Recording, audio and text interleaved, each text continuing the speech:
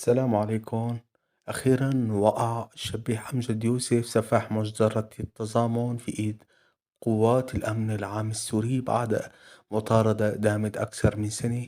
وفي أول تصريح لهذا الشبيح لوسائل الإعلام السورية أكد أنه بريء وكان تحت التهديد للقيام بتلك الجريمة.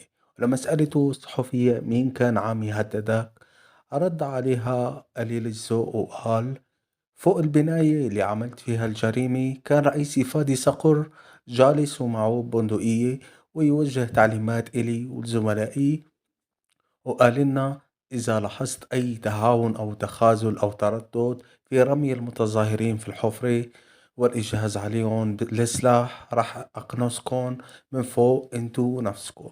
يعني بالمشرمحي بدكم تخلصوا عليهم مثل ما بدي إياه.